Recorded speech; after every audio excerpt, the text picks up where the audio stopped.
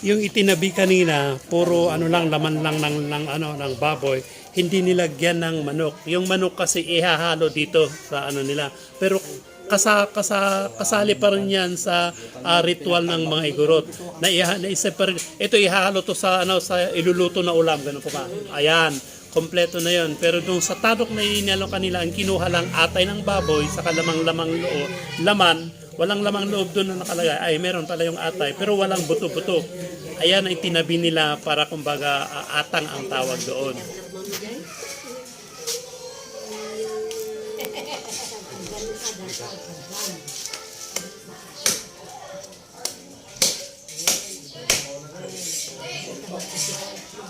Batang kumada, batang dami.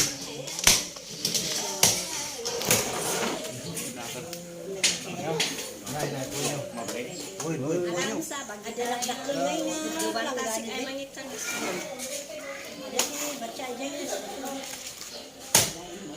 alam anong to sa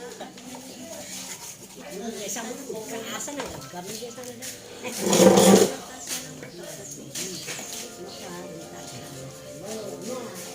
Mano kayo ka kakapsat? Ha? Lima. Ang wakatin lima.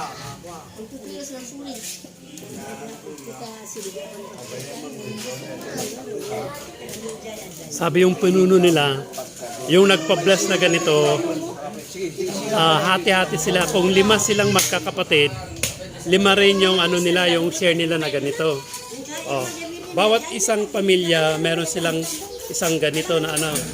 Yan. Oh. Ilang alam mo iba? Sige, gidwa mo sa. Bali 5 pera. Ang parehason mo. Oh, 5 piraso ang gagawin tapos ibibigay dito sa mga magkakapatid. Yan. Yan.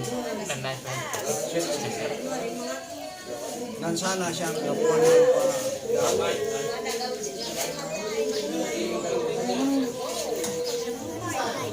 tawagan nyo din yung may na. Yun eh, kita mo din. Ang pantulang ko sa tayag. Masya, patuloy eh. May kakiman din. Saham kanan na alin doon niya berbeda tuan hari ini pengutuloy sa yan asin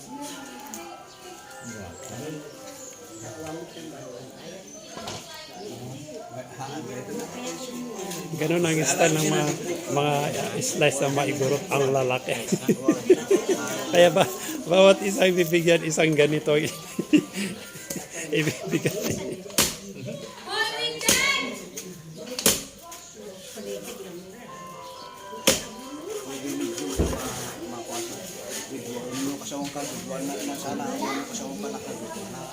Ilang ka parehas, data lang na.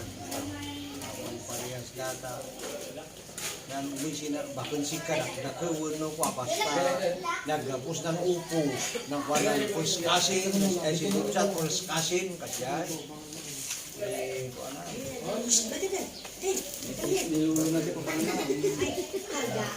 Kailangan pare-parehas yung size, yung pagbibigyan ng bawat isang magkakapamilya. Ayan, no? Pero isang ano lang, isang lupo lang pinagkuhanan. Hindi yung inano, hindi yung yun. Oh, tingnan mo. Ang laki ng isang slice bawat isang tao.